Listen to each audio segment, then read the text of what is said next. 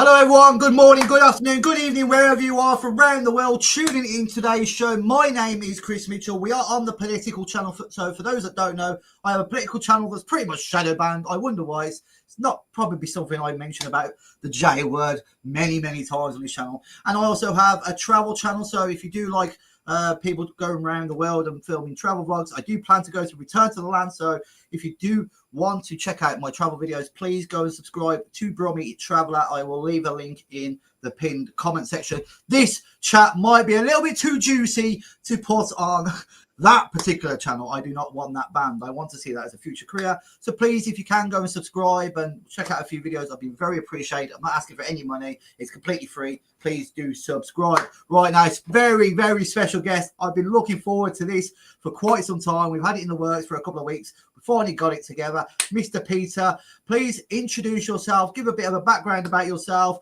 And yeah, over to you, sir. Well, let's see. My name is Peter. I grew up in the Northeast U.S. and fairly normal person, fairly normal views. Around my teens, early 20s, I started to realize that something was wrong with the world, and then I spent the next decade trying to fix it, and that led me on all kinds of crazy journeys. But in the end, I ended up here in Arkansas with the Return to the Land project, starting an intentional community. Yeah, nice. So, yeah, tell us about your normal view. So, what normal view? Because I think what our views are now is pretty normal. So, but what were the normal things that you thought was normal back in the back 10, 12 years ago, whenever you said? Well, in 2008, I thought that Barack Obama would have been a good person to vote for president. Just to give you an idea, and that was, I think that was the first year. Well, whenever it would have been the first time that I voted in the United States. I didn't actually end up voting, thankfully, because I think that would have left a stain on my soul. And but I had all the typical liberal views at the time, and I thought that rich old white men were responsible for all the problems in the world.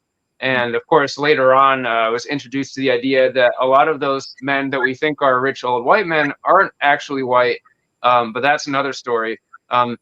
Anyway, shortly after that election, my younger brother actually introduced me to a Congressman Ron Paul and all this sort of libertarian ideas. And he was a stepping stone for a lot of people in my generation who pretty much solely credit their waking up to Ron Paul's influence. He was the only guy that was talking about these things. And, you know, he's very far from being a true conservative, but he was saying things that nobody else in Congress was saying at the time. Could you give us an example or two for the viewers that might not know? Sorry, what views? Could you give us an example of some of the things that he would be talking in Congress that led to your awakening? Well, he would pretty much vote down every single government spending bill and be like, why are we wasting money on all of these things?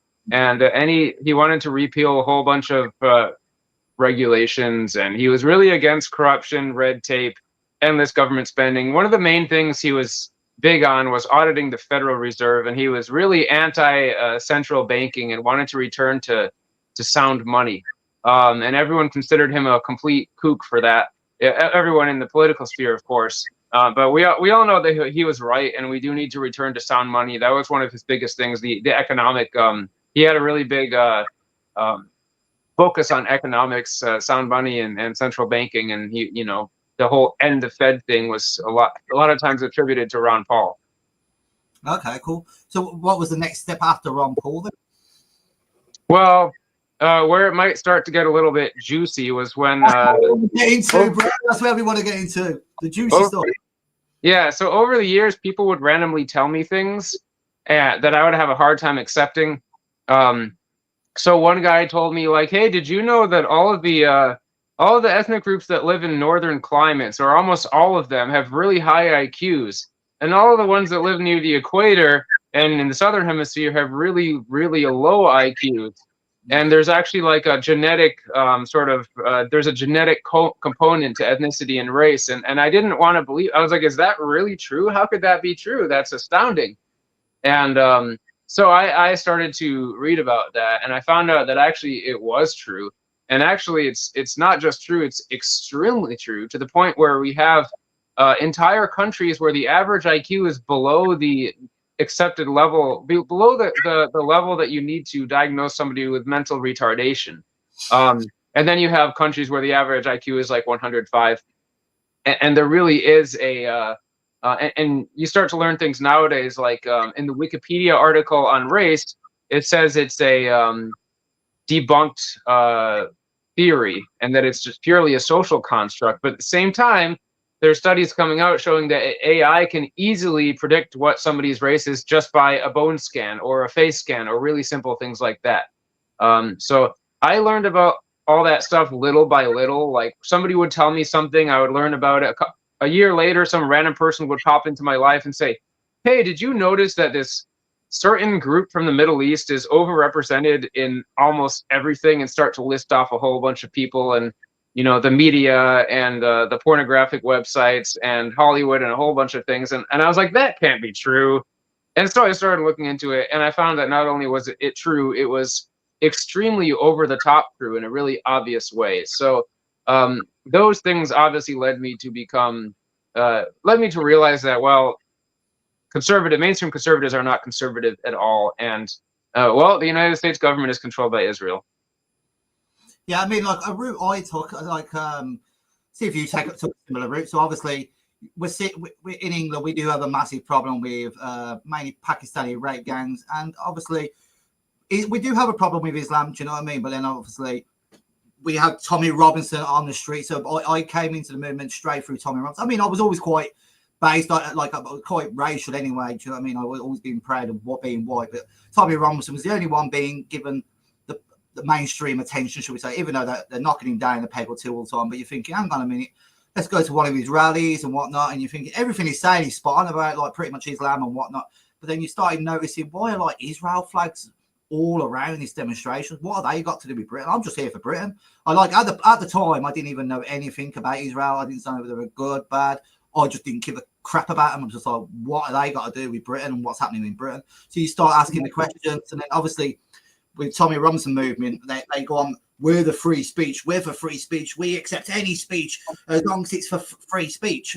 But then you start asking him or his team questions about Israel, and you get shunned out the movement, bro. I don't know if you've heard about Tommy Robinson much in America, but you get shunned out the movement, you get rumors spread about you, they just try and destroy you. More than actually the left. We know all about Tommy Robinson. Go on, sorry.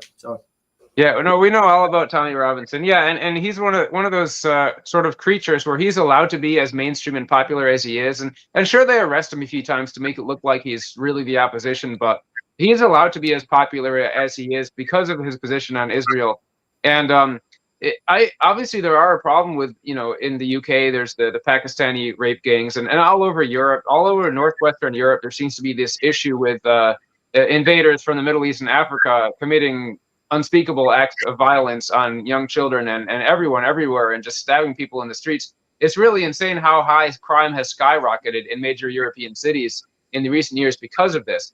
And so people are a little bit confused, like, why are you talking about Israel when Islam is the real problem? Well, all you have to do is look at who is responsible for all the private charities that are taking these people off the boats and giving them housing, and the politicians who's lobbying the politicians to do this kind of thing against the interest of their own people. And it all, in the end, it all points back to basically to Israel. And so that's the real problem. We're trying to sort of strike at the root of the problem and not just say, well, yeah, there's a bunch of foreigners in our country and causing all these problems, but why is this one group responsible for the main push to bring them here? You have to go to the root cause. I mean, yeah, like, I think there's a lot of people in the working, because it mainly is affecting the working class areas. We're seeing it right in front of our eyes, what the Muslims are doing to our girls and our daughters. We can pretty much see it on a daily basis if you are in these infested areas. So they're not seeing Jews go around and attack them, but they're the ones at the top. They're not going to be on the streets doing it right in front of your eyes. They're the ones planning it from the top. As they say, Islam is the broom of Israel. Yeah, basically, it's kind of like their army, and it's very hard for people to believe that. It sounds kind of far-fetched until you actually start looking into why are all these Jewish charities doing this, right? Why is it specifically? And I know there's some Catholic charities doing it too, but for the most part, There's lots of Jewish charities involved. There's a lot of, in the United States, there's a lot of politicians that have dual Israeli citizenship, and they're of course pushing all these irresponsible mass immigration policies. And so it's kind of it's a hard leap for some people to make. But in the end, if you start to look at all the evidence, you can't deny the fact that Israel is behind pretty much all of this mass immigration stuff. And so it's kind of like you could complain about the Muslims and the African immigrants all day long. It's not going to do anything unless you figure out who's actually trying to bring them here, right? Yeah. I mean, like, I'll try and sometimes have debates with Muslims. I'll go on, and a lot of them say, well, if you didn't bomb our nations, we wouldn't be here. And then I'm like, well, we might have had a hand in it, but it's not us, the people on the streets, it's our government. And who controls our government? The Zionists. So it's all doing it for Israel's, the Greater Israel Project. Get you out there so they can build Israel as big as they can. You lot come over here, and we're at war with each other. That's how it's designed. That's what they want. Yeah, no, there are no Americans who want. I mean, there's a few, the boomers, but the majority of Americans don't want these horrific wars in the Middle East. It's terrible that the United States and some countries in Europe have bombed all these countries in the Middle East and Africa, and that's used as an excuse. Oh, now we need to send a bunch of refugees there. You guys got to take care of them since you bombed them. We didn't bomb them. It's our politicians who are being controlled by Israel and the AIPAC lobby in the United States. I don't know if it's AIPAC in the UK, if there's something similar with a different name, but whatever it is, it's the Israel lobby. And all these wars in the Middle East are being done at the behest of Israel to keep the Middle East unstable and to let Israel keep doing what it's doing over there. We don't want those wars, so we don't want the refugees from them. Israel can take the refugees. Oh, well, yeah, about time. Open borders for Israel. I mean, I do want to show you this, and we're going to go on to return to the land.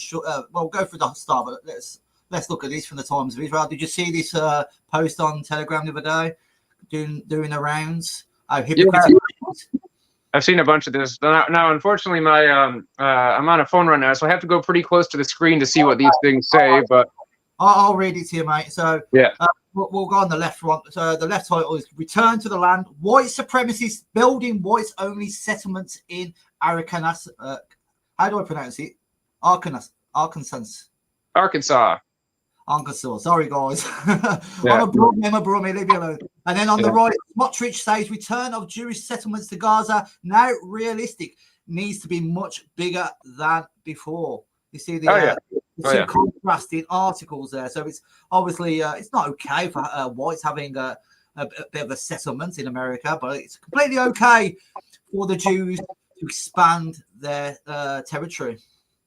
Yeah, I think part of the reason they sort of eased off on us in the past couple weeks or so is because a lot of people started calling out, like, why are there, and not even what they're doing in the Middle East, but even in the United States, there's plenty of Jewish-only communities and neighborhoods, and people started to call that out, or like that planned Muslim-only city in Texas, and people started to call that out and be like, these places are allowed to exist. Now, Kiryas Joel has had some lawsuits, but for the most part, they're allowed to exist. They have a Jewish-only police department, a Jewish-only fire department, and so these places are allowed to exist without question, and they're even praised. And we do what we're doing, which is at a far smaller scale with far fewer people. And it's not even like a whole town or anything. And we're criticized by the media to no end. And I think they didn't like to see those comparisons drawn, because that's going to draw attention to the fact that they're allowed to do it and we aren't. And they make up all kinds of excuses like, oh, it's not the same. They're not actually exclusive. It just looks like they're being exclusive. And all these other nonsense excuses. In the end, they're doing what we're doing, but they're allowed to do it. And what looked for a little while like they didn't want us to be able to do it. But fortunately, I think that becomes obvious to the average American. They're like, they see those comparisons like, well, everyone who wants to should be able to do that. If one group can do it, the other group can do it too. I agree. All right, let's go from the start at the beginning. So how did this all begin? What was the plan behind it? Like, did you just get in a room with what was the other co-owner called again? Sorry, Orwell. But the other your friend, what's his name again? Your friend? Eric Orwell. He goes by Arvel on his YouTube channel. So we kind of there was a group of people that all kind of converged together at some point for various reasons. And so some people were following Asha Logos on YouTube. Some people were following Eric or Arval on YouTube. Other people just knew somebody who knew something about it and talked to them. I just happened to see a video because I was already planning on moving to the Ozarks, and I had my plans set in place. I was looking for some land that I could afford, and I happened to see this video from Eric, who was saying, "Hey, let's get a bunch of people together to my place. We'll try to do a project, build some infrastructure for my philosophy school, and maybe we'll buy some land in the area, get a group together." So I thought, hey, this is perfect. So we were having online meetings discussing how we were going to do it. Because if you're going to own land with other people, there's a number of different ways you can set it up. And after a few months of meeting, we actually met up at Eric's place for like a week and did a bunch of stuff. And we looked at some land. And a month after that, we had bought a parcel of land, and it basically became what we were doing became Return to the Land, which is far more than just the one community that we have now. It's an association that's at this point nationwide with local chapters. It's a private association, and it's just kind of grown. And only recently did the media sort of pick up on it and start going crazy. That was pretty interesting. Yeah, well, I tell you what, as you've just brought up the media, we're going to show a couple of minutes of this, get your reaction. So we're going to play this YouTube video. This is how I heard of it. To be fair, it just popped up on my recommendations. Yeah. So straight away, you got a supporter. Straight away, I was on the Telegram. Who are these people? So apologies, I don't know everything about America, and I'll be trying to keep it as British as I can. But yeah, still, we're in the same boat. So as soon as I seen it, I thought, what a great idea. Have you heard of the Woodlander initiative? It's all in Britain. Like, it's a little bit similar. It's a little bit similar, not the same. I think it's more of a. I've not looked at it in depth, but I think it's more of like maybe like a little holiday vacation where people can go and have a rest for a few weeks.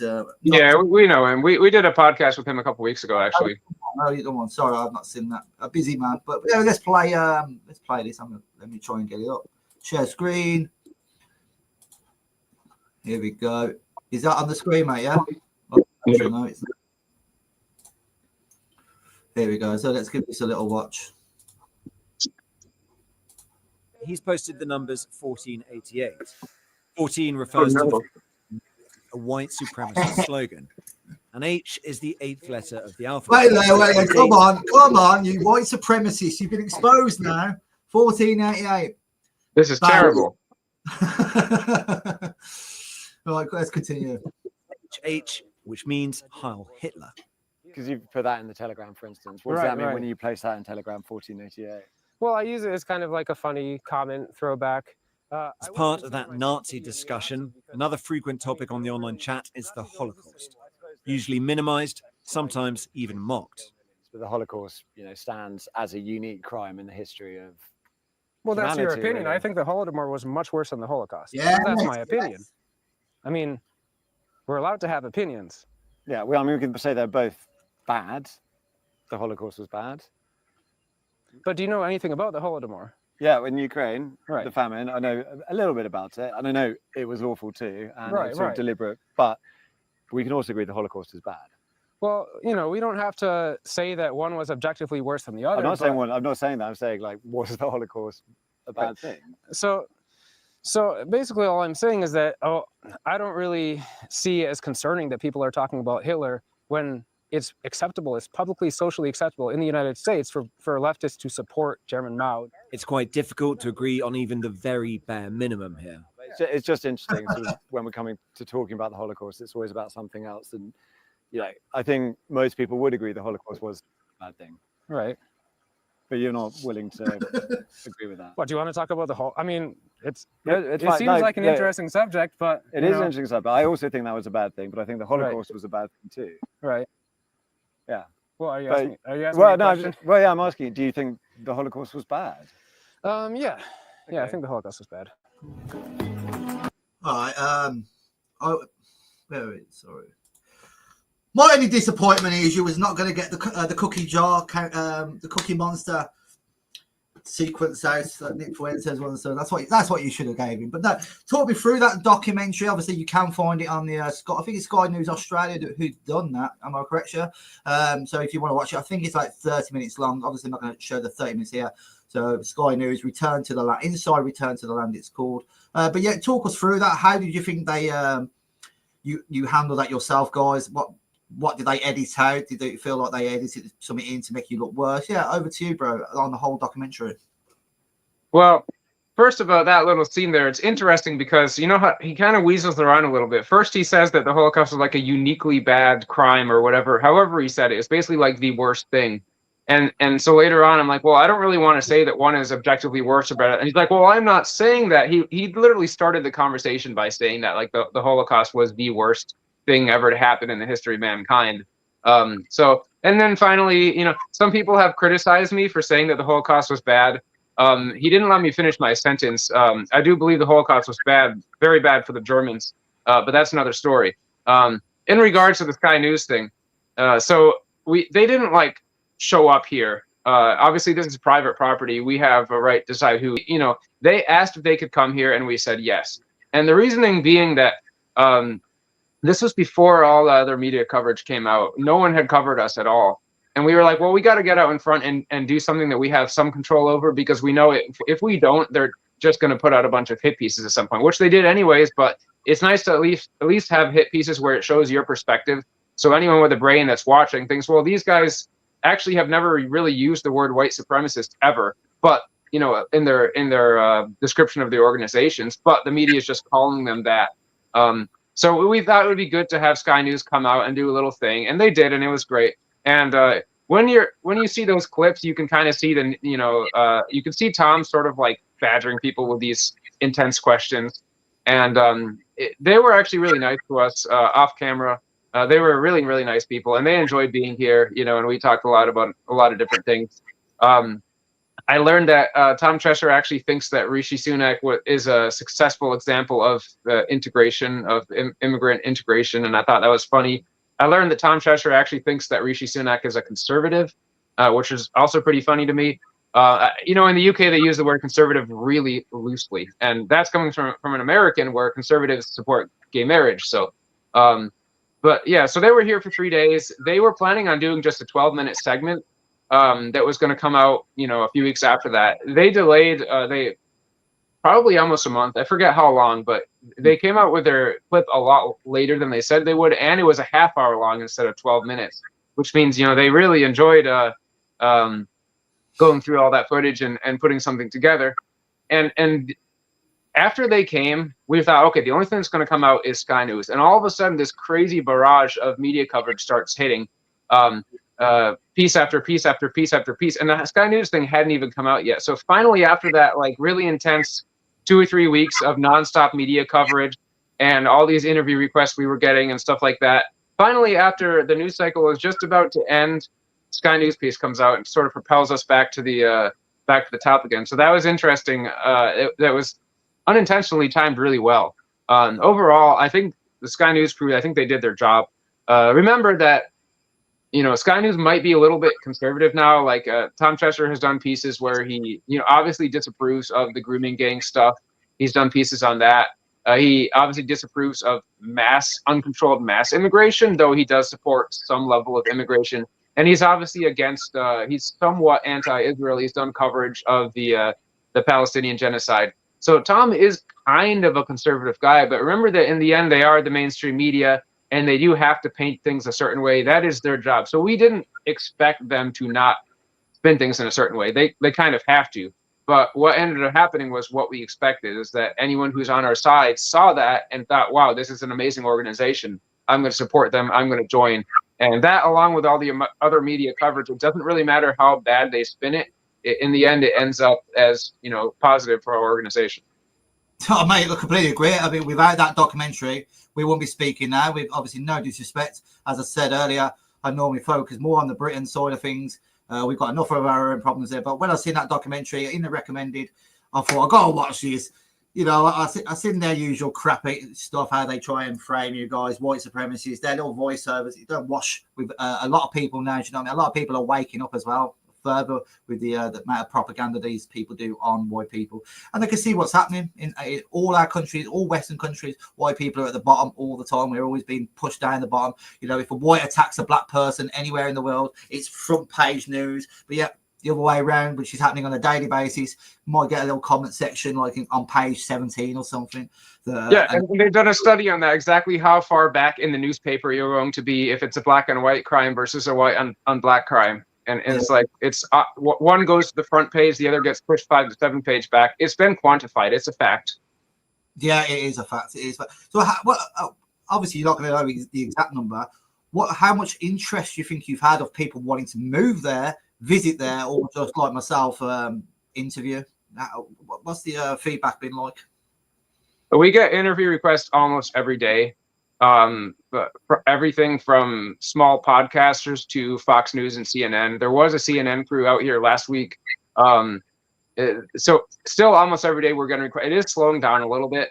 But in terms of people that want to join the association, it's absolutely exploded to the point where we were trying to streamline our application process, and we were in the middle of that, and then we just get hundreds and hundreds and hundreds of applicants that we're struggling to get through the backlog right now, but we're doing it because we want anyone who's interested in our cause and is eligible. We do want them to join our association and get involved in the local chapters and go to local meetups, and also, come to our big events in April and October and try to actually form communities themselves. So we've gotten for a while, we were receiving 100 applications every single day. A lot of them don't actually end up going through to join because it's a little bit of a process that sort of filters out the people that don't care. But we're going to be tripling, quadrupling in size in a very short period in terms of the number of members. So, and it's ongoing. There's 600 people waiting for interviews right now. So how many is actually living on the land right now? Was it 40 that I heard in that documentary? It'll vary throughout the year because there's some people that are seasonal and there's people that come and go. So in general, it's been for the last couple of years, it's been between 20 and 50 people. Depending on the time of year. Okay, well, so what about people like myself? Obviously, I said I'd visit next year at some point. That'd be quite cool to do. What about myself or anyone watching from Britain or around that's not in America, or maybe even in America that can't move there? What can we do to help and support return to the land without having to move there?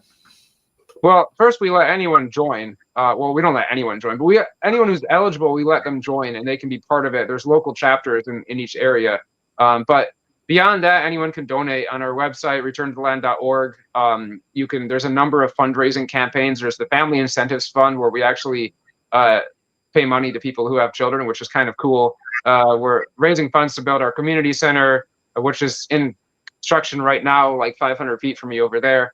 And then we're raising money for legal funds because there's a lot of legal research that needs to be done to establish this. We're basically fighting for the rights of all European people in America by doing this legal research and also starting to enter into agreements with other organizations to share this research and make everyone's legal standing stronger. Figure out how we can do what everyone else does without any challenge, but we're going to get challenged. So we have to spend a lot more money than they do. So that's a few examples. We have some fundraisers. People have been very generous, and it's helping. So that's obviously a great way to help us. And of course, just spreading the word and talking about us. Now, apparently, normies are seeing us pop up on their smartphones, and they're talking about us to their other normie friends. So the greatest accomplishment, even if our community itself shuts down tomorrow, the greatest accomplishment we could have done has already been done, which in the past few weeks, which is bringing these pro-white advocacy issues to the mainstream so that normal people are actually seeing it and realizing to some extent, the media is treating them really horribly, but what are they actually doing? They're just kind of living on their land in the middle of nowhere, raising their families.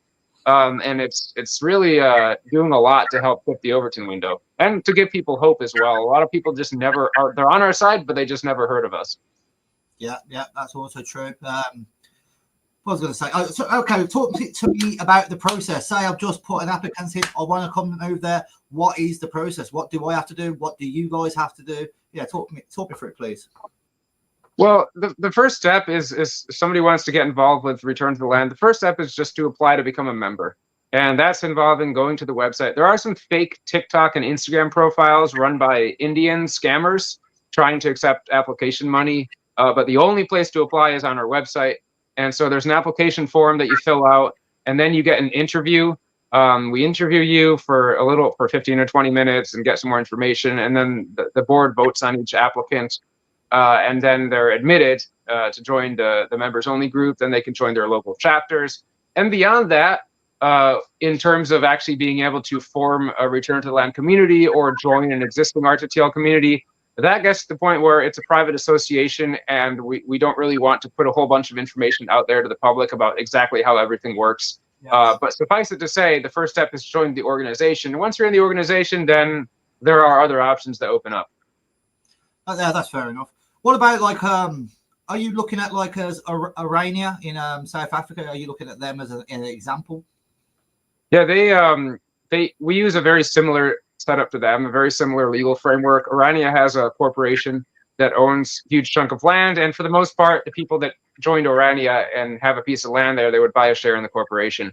Now, we developed independently of them. We knew they existed, but we didn't look into how they actually did it while we were forming our thing. We just kind of came up with the same idea independently. And around the same time, the Woodlander Initiative in the UK, he also came up with that same type of corporate land ownership structure simultaneously without knowing how we were doing it and how Orania was doing it. So it must be a good idea if white geniuses all around the world are coming up with the same idea. But of course, now that we know we're all doing the same thing, we can sort of share our, and there's another group also in another state that I don't want to say because I don't want to bring them media attention, but there's a group just like Return to the Land that's doing the same thing as us, that it has also a similar legal structure that they developed somewhat independently. So it's obviously a great idea. There's a lot of different ways that you can do it exactly, but we're very aware of Orania. Some of our board members actually visited Orania last year and spent a whole week there and got to know a whole lot of people there and really learned the dynamics of how everything is at Orania. So that was really cool.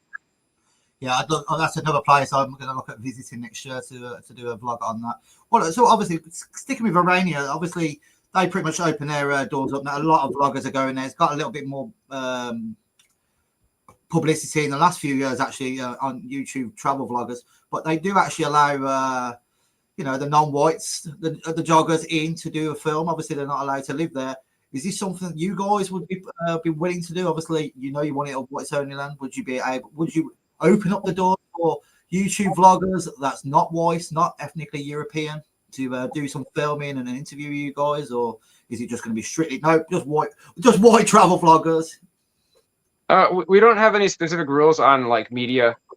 So we've had phone calls with a number of Jewish journalists. It's more like for the members of the organization, we have pretty strict rules, but and generally also members of Return to the Land can visit here, but we don't really generally accept visitors who aren't members. We do occasionally make an exception for press, and that's just been on a case-by-case basis. So far, I don't think we've had anything that you're describing. We haven't had a media request like that, so maybe they don't want to for some reason, but we haven't had to deal with that issue basically. The more you grow, though, that's probably bound to go happen. And the more you grow, like the same with Orania, they're getting quite a few black YouTubers. It's always popping up on my recommendations of watch travel vloggers. It's always like some black person going there, but to be fair, a lot of them come out and say, look, yeah, fair play to them. If that's what they want to do. I mean, a lot of people don't realize, but there are still black people in northern Arkansas. It's not like there are none. There's just very few. So it's not like, for example, there would be like a delivery driver that comes that's black. That's not we don't have any issue with that whatsoever. It's more like who's in the organization and who's allowed to live on the land. Yeah. How has the rest of the state treated you? When you go out the land, how have you been treated? Have you had any people say fair play, good on what you're doing, or any abuse? For the most part, well, people in the local area, for the most part, they either support us and they think it's great what we're doing, or they're kind of like neutral and they're like, well, it's on their private property. We kind of mind our own business, and as long as they're not causing any problems, which we aren't. There are some people that don't like us, and usually I see that tends to be women on social media. So there were some social media posts about us in the local area, and there was a lot of old boomers who were like, yeah, that's great what they're doing. And then there was a few middle-aged women who were like, this is terrible. I'm so worried for my family. It's like, why are you worried for your family? We're not doing anything. So for the most part, it's been positive. Now, obviously, there are some more liberal parts of the state. People probably are unhappy, but they'll get over it. The governor's office was contacted. They just kind of give boilerplate statements. The Attorney General's office in Arkansas initially said they were going to look into us, and there were some questions about things. And later on, they put out a statement that says, well, preliminary review, we didn't really find anything that was obviously illegal. And then, of course, the Fair Housing Commission, I think they had to do like an FOIA request or something, some kind of information request, and found out the Fair Housing Commission also thought their initial review, they couldn't really find anything we were doing wrong. So that's what happens when you're a leftist and you do your legal research with ChatGPT. It's going to tell you what you want to hear.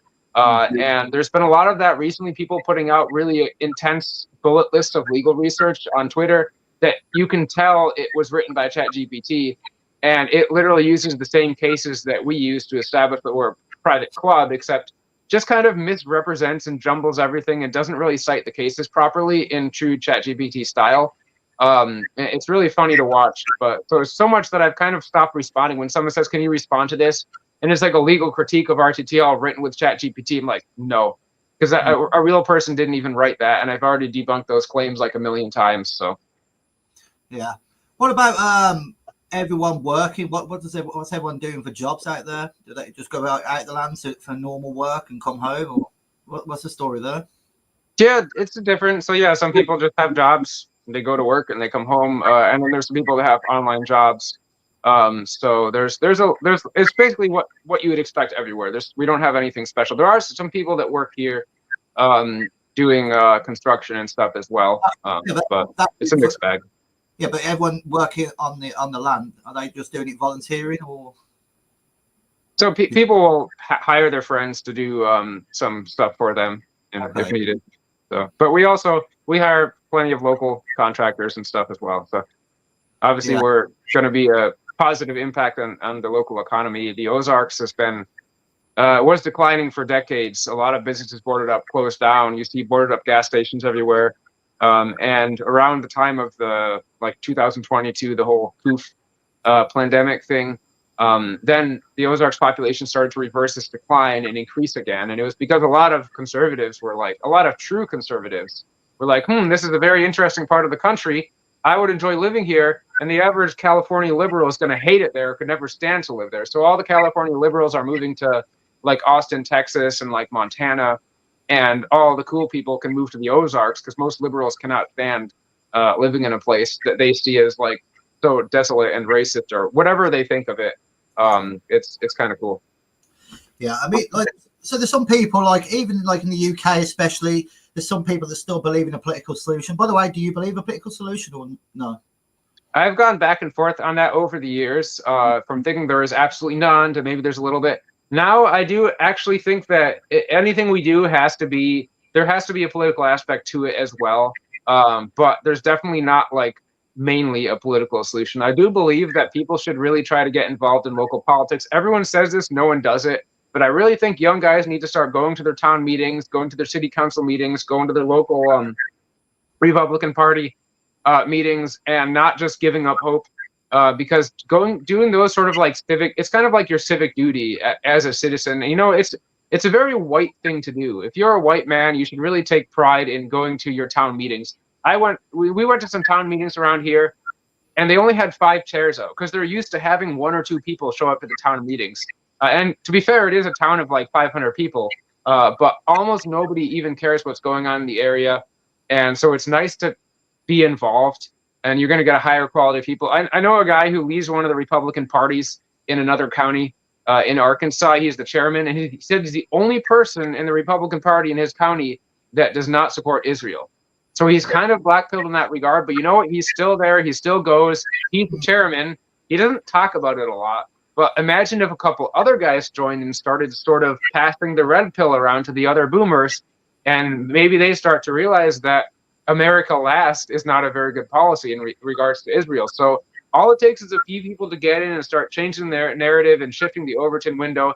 And next thing you know, you're going to start to have more and more local Republican parties that are anti-Israel, and they're going to start trying to push more Thomas Masseys into local politics. And eventually, so I think there is room for a political solution, but obviously there's a lot that has to be done aside from that too, in terms of activism and in terms of what we're doing, which is just kind of self-organizing and forming organizations. Yeah. So just to go back on the question, which is leading up to this one. So there's this, I don't know if you heard of him. There's a guy called Ideological. I said I'd ask this question. He believes with what you guys are doing, Woolander, Like he's got his own political party. You know, it's not it's quite new. You know, he believes he's going to be a PM in 10, 15 years. Good luck to him. But he believes in what you guys are doing, Wonder, etc. is just cowardly and basically just white flight. You're just running away from the problem. Yeah, what is your reaction to someone with that kind of accusation against yourselves? Well, I think it's kind of ridiculous. I'm not running away from everything. I've always lived in rural areas pretty much my whole life. I grew up in a rural area.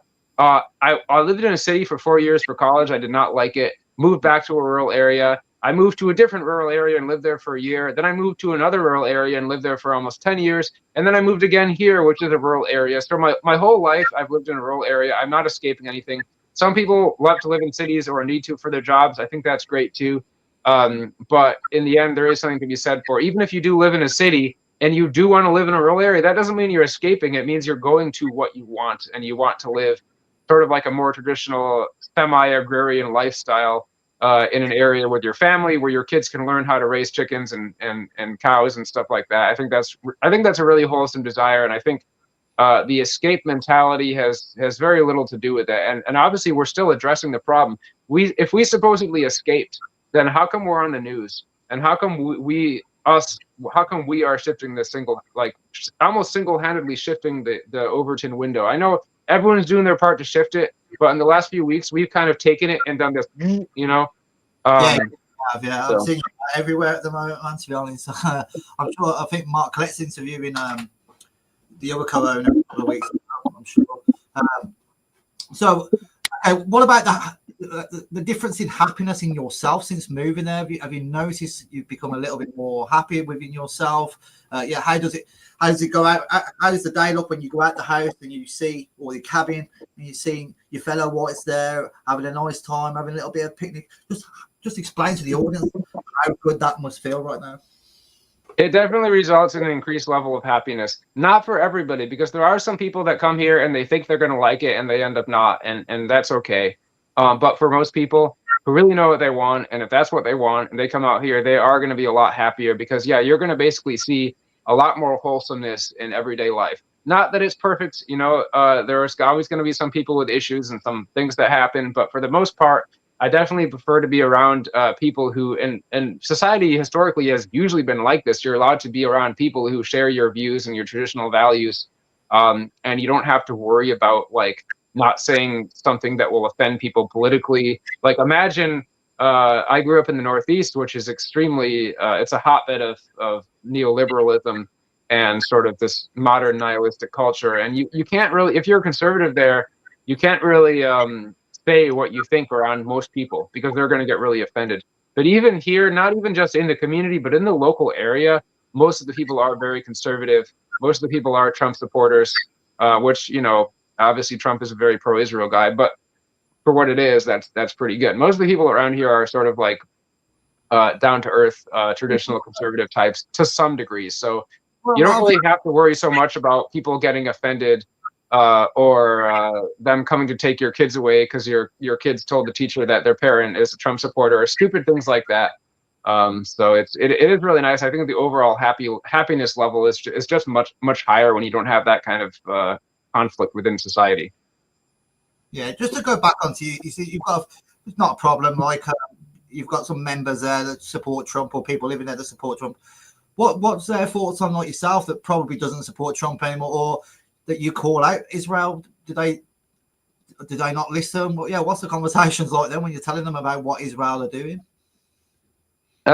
I haven't really had a lot of conversations with people. Now, obviously, everyone in Return to the Land is pretty much feels the same way in the subject. So I'm more talking about people in the local area.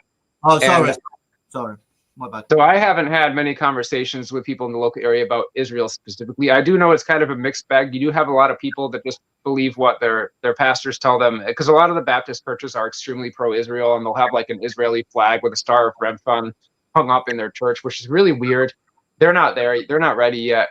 But even some of those people are starting to understand. Like I said, the Overton window is really shifting really far and really fast. So there are people in the area that know. There are plenty of people that know about Israel, but there's still some that are, and you just kind of have to be polite if that subject comes up. just kind of be polite, you know, and just you can make a boilerplate statement like I don't support foreign influence in U.S. politics. Don't care if it's Israel or anyone else, you know. But yeah, obviously we're talking probably long ways. You're still starting out and growing, and it might not even happen. I'm just talking, yeah, I'm just saying if it was happening, the bigger you grow, there could be a chance maybe of a group of people that may want to attack your land, thinking, oh, because obviously the media are always going to paint you white supremacists, you hate every colour. Is this something that you've spoke about, that there could be a potential attack against your people on your land? we live out in the middle of nowhere. I think that Antifas actually have a panic attack when they see a forest. And driving out here, we're like 45 minutes from the nearest. You have to drive 45 minutes before you get to an actual highway, like a divided interstate highway. That's how far we are from things. We're on like a dirt road, and it's the kind of place where they talk online, you know, on the r/Jewish. Oh, we lost Pete here. Oh, okay, we have lost him for a while. Maybe he'll be back. But yeah, guys, what do you think? What do you think? Well, I'm going to try and get him back. We'll put a bit on it. Put a bit of this on. RTTL is based on exclusion. That also means building community for those allowed inside. This isn't just for our camera's benefit, to present a veneer of clean, healthy living. All right, that looks nice. I just thought I'd play a bit of that whilst you were coming back in. Yeah, I had a little connection issue there. It's okay, not a problem. Sorry, where was we? Oh yeah, your land is pretty much in the middle of nowhere, and yeah, Antifa are pretty scared anyway. Going up. Yeah, so I've been reading down, like we were kind of keeping track of things, and it's kind of funny. It's mainly, now there are a few other subreddits, but it's mainly the Jewish subreddit on Reddit, and we sat there watching them write about like how it would be to like burn the entire community down and kill everybody and kill all the children and use drones to drop incendiary devices and stuff like that. And in the end, you can write stuff like that on the internet all day, but we're in the middle of nowhere, and Antifas have a panic attack when they see a forest. So I think it's extremely unlikely, especially considering this is people in this neighborhood are like Trump conservatives with dozens of guns in their houses, and they don't take kindly to any kind of trespassing or problems. The local sheriffs don't take kindly to any of that kind of thing. It's not like in a liberal city when they can get away with smashing and looting and burning because of like George Floyd or whatever, and nothing will happen to them. It's quite a different world here, and I think they realize that. So I think they're going to kind of work out their anger by posting violent things on the internet about us. But I think it's very, very unlikely that like a group of Antifa will come out here and attack the community. Another thing about that is the left is actually dying. I don't know if people have realized this. The left, like the extreme left that does all that stuff, a lot of the protests in the recent years have been only possible because of lots of money from USAID. And for example, at AMREN, American Renaissance Conference that Jared Taylor does every year, we were there last November, and he said that every year there's Antifa protesters that come and they stand the limits where they're allowed to stand. They're blocked up by security. They just scream and yell with their megaphones for 3 days. He said every year there's fewer and fewer and fewer of them. And finally this year, there was only like 6 or 7 of them. There was very few of them. He's like, he was laughing at them from the balcony because he's like, there's so many lesser of you than there were last year and the year before. And I think that's a sign the left is dying, because Jared Taylor is really an iconic figure in the pro-white movement in the United States. And if they can't even get 10 people to protest him at his annual conference, which is near a city and they know exactly where it is every year, how many people are they going to bring hours and hours away to a dirt road in the middle of Arkansas where they're going to have a panic attack once they see a tree? It's really unlikely, and the left is dying basically. Yeah, I mean, like, I don't know if you've seen many of the protests about the migrant hotels across the UK in recent weeks.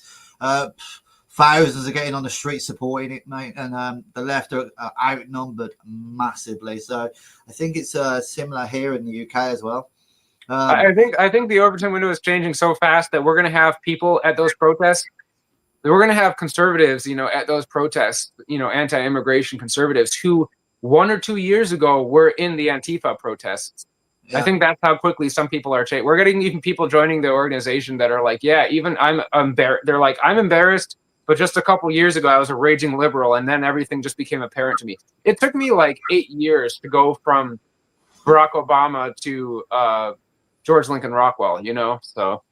Yeah, I mean, I'll give you a good example. I was speaking to an Irish guy. He was always, mate, what? Like, I like you, Chris, but why are you so racist? I mean, you should come to Ireland. It's such a vibrant, multicultural city. Like, I live in a multicultural city. What are you on about? It's like, mate, wait till it gets like Birmingham. Yeah, Birmingham in England is the worst city in the country, worse than London, in my opinion. Yeah, and now he's messaging me. Just messaged me then when I was looking away, like, what some migrant has done in the UK, and I'm like, I've been telling you for years, but it's nice, you know what I mean? It's nice to be like, I told you so, but it's also pleasantly that now they're starting to switch their mindsets, they're starting to see what's going on, and they're joining sides.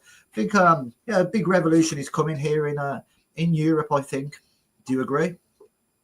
Yeah, people are starting to realize how stupid they are, and unfortunately, liberalism is a mental illness. It's also something that's been quantified. They've done studies, and the liberals are just way more mentally ill than conservatives. So unfortunately, because liberalism is a mental illness, a lot of them will never come to see that they're wrong, and they're just going to keep on flailing helplessly forever. And that's unfortunate for them. But at least the more intelligent ones that have a little bit more control of their mental state, they're going to come over to our side, and they have been coming over to our side in droves. And that's how the drastic change starts to happen.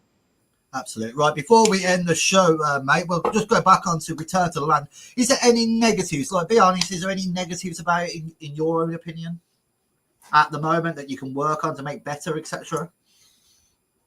Well, negatives are mainly that we're growing fast, and there's a lot of things that we are trying to work out and have to work out. Don't necessarily have the level of expertise that we need, or the funding that we need, or the types of people that we need to get things going and to grow as fast as we need to grow. So from my perspective, I mainly just see like administrative and organizational negatives, in that it's kind of like there's some growing pains. We're trying to figure out a bunch of things so we can handle huge numbers of people and still do everything else that we need to do. In a way, the negative is really for a positive. It's a bit of a good headache to have when you've got all these numbers wanting to flock and join you.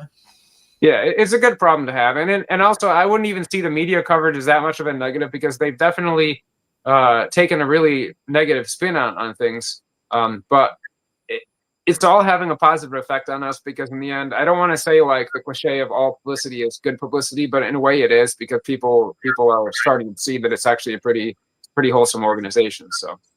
Yeah, absolutely. Again, I found you through them, so thank you, Sky News. Well, all right. So, why should people join, donate, move there? Come on, bro. Sell yourself here. Sell the island. Sell the land. Sorry. Do you say why should people do that? Why should people donate, move, just join, help in any way they can? Yeah. So over to you. Do your best promotion, bro. Well. I would just say, why not? I mean, there's a lot of organizations that are in the space that are doing similar things, and we support most of them, and we talk to most of them and stuff like that. So it's not like we're against those other organizations, but we have a very specific thing that we're doing, and obviously this thing that we're doing is the thing that offends the establishment almost the most. We're not, as I like to say, we're not dressing up in red and black and going to drag queen story hours and shouting Nazi things. Now, to be fair, on the record, I think that's awesome. And whenever I see videos of that, I'm like, wow, those guys are so cool. That's what they're doing. But the media hates what we're doing. The establishment hates what we're doing a lot more than that. So we must have gotten something right. And we're so far the only organizations that's gotten these issues in kind of a positive way to millions and millions and millions of people in a way that hasn't been done recently. So I would say, like, we're one of your best bets in getting white advocacy out to the mainstream, and is fully inside of the Overton window. Top man. Right, guys, I hope you all enjoy the podcast. Peter, just straight over to you. Can you link your, tell us where people can find you, where they can subscribe to you, follow, obviously everything, just put it out there, and also we'll put it into the description after the show. Yeah, over to you again. Yeah, obviously www.returntotheland.org is the website of our organization. And we don't have a whole lot of details publicly, but there is a Substack that's linked to at the bottom of the website where you can read some articles about what we do, but there's a lot of details. We're a private association. One thing I said on Twitter recently was the funniest thing about running a private association is everybody who's not in it wants to know what's happening inside it. And, so we put as much information out as we can. And then I think on X, I'm real Peter Csere. My last name's kind of funny, but, I'll send you the links and stuff. Okay, thank you. All right, there, guys. My name is Chris Mitchell. Again, this is the Political Channel. You can subscribe to this. Please also subscribe to my travel channel, Brommy Traveller. I'm going to tour Serbia for 3 weeks in next month. Then I'm looking at going Peru. I'm going to go in the Amazon jungle. Next year, I want to go to return to the land, and hopefully Pete can show me around and we can speak to some locals and show you on the ground exactly how they're doing, rather than just sitting in the comfort of my own home and interviewing. So I want to actually go there and put my boots on the ground and see exactly what they're getting up to and show you how what wonderful work they're doing. So guys, thank you. Please like, comment, subscribe, and all that malarkey. Peace out.